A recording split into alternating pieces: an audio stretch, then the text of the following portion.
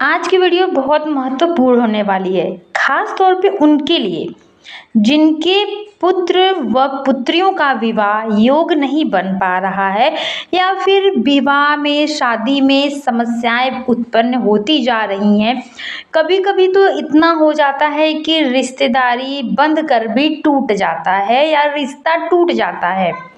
तो इन सारी समस्याओं का एक छोटा सा उपाय मैं आज लेकर के आप लोगों के सामने उपस्थित हुई हूँ।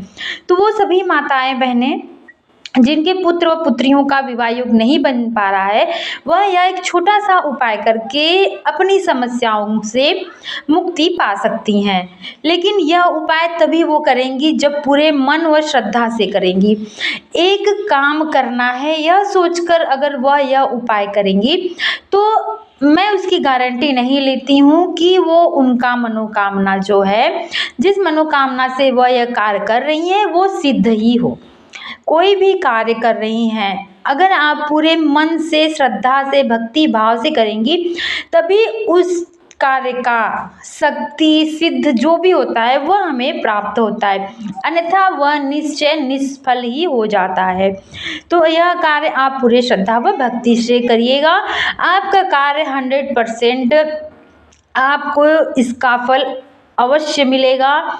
तो यह जो एक छोटा सा कार्य है यह आपको पुत्रदा एकादशी के दिन करना है, क्योंकि यह पुत्र या पुत्रियों या संतान का ही इस दिन व्रत रखा जाता है। तो जिन लोगों के यहाँ, जिन माताओं व बहनों के पुत्र व पुत्रियों का विवाह योग नहीं बन पा रहा है या फिर जिनके संतान जो होते हैं वह कष्ट भोग रहे हैं, मतलब वो जैसे कि पढ़ाई लिखाई कर ली, उनको नौकरी नहीं मिल रही है, बड़े हो गए, शादी विवाह नहीं हो रही है, तो यह जो उपाय है यह एक हर कार्य के लिए है।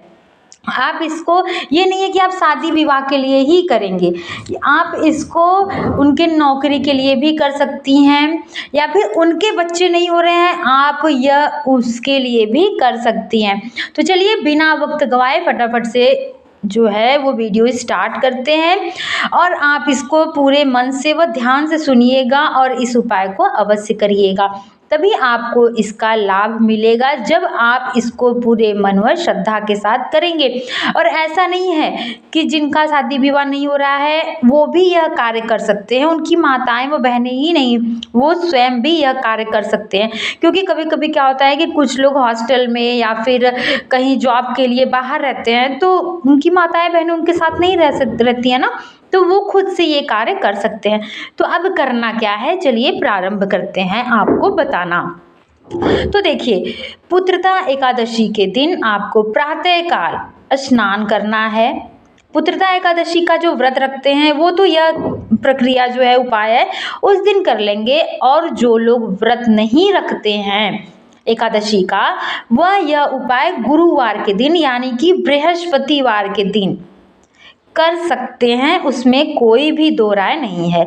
आने वाले किसी भी बृहस्पतिवार के दिन आप यह एक छोटा सा उपाय कर सकते हैं, अन्यथा आपको पुत्रदा एकादशी के दिन, जो कि अपने आप में खुद एक विशेष महत्व रखता है, यह पुत्र या संतान प्राप्ति का ही एकादशी बताया गया है।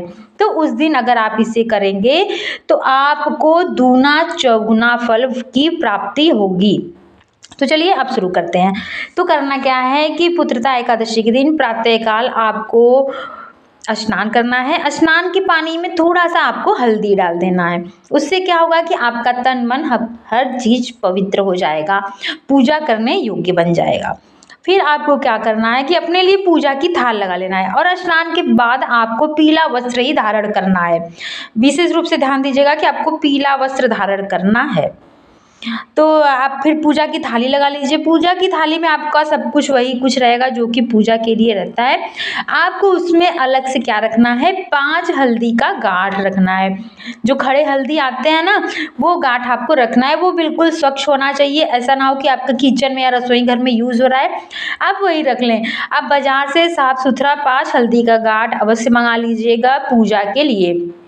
और आपको छोटा सा रुमाल, इतना बड़ा पीला या लाल रंग के कपड़े की भी आवश्यकता पड़ेगी, तो वो भी आप पहले से रख लीजिएगा अपने पूजा के थाली में। और एक शुद्ध साफ कलावा, जो पहले से यूज होता आ रहा है वो नहीं चाहिए, आपको नया साफ सुथरा कलावा भी आप इसमें रख लीजिएगा। अब ये पूजा की थाल लेकर के आप अपने पूजा कक्ष में पहुंच जाइए और आराम से आसन बिछा के शांतिपूर्वक बैठ जाइए।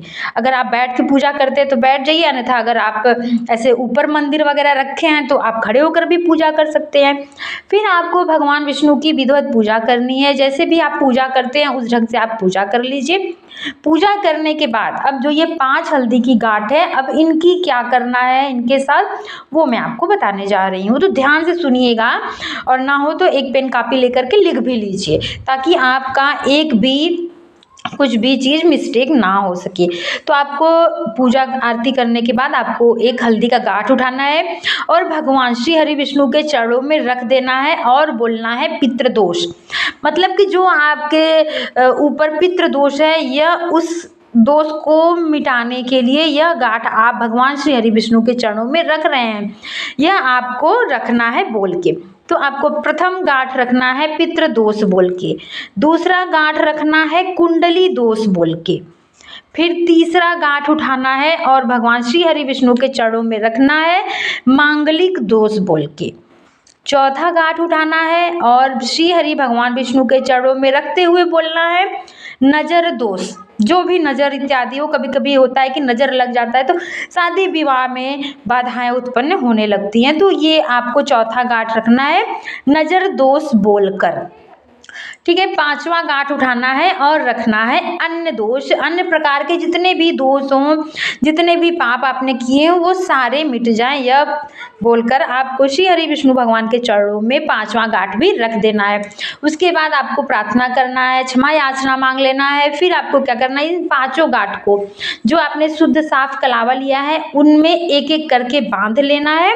उसके बाद जो भी आपके पास कपड़ा हो, लाल रंग के या पीले रंग का, उसमें बांध कर इसे पोटली बना लेना है और वही मंदिर में ही श्री हरि भगवान के फोटो के पीछे आपको रख देना है और घर में सबसे बोल दीजिएगा कि यह कोई भी नहीं छुएगा और ना ही घर का कोई भी प्राणी उसे टोकेगा, पूछेगा कि ये क्या है। आप पहले से ही घर में सबको बता दीजिएगा, क्योंकि भाई मंदिर कक्ष में सब लोग जाते हैं तो पूछ सकते हैं कि ये क्या है।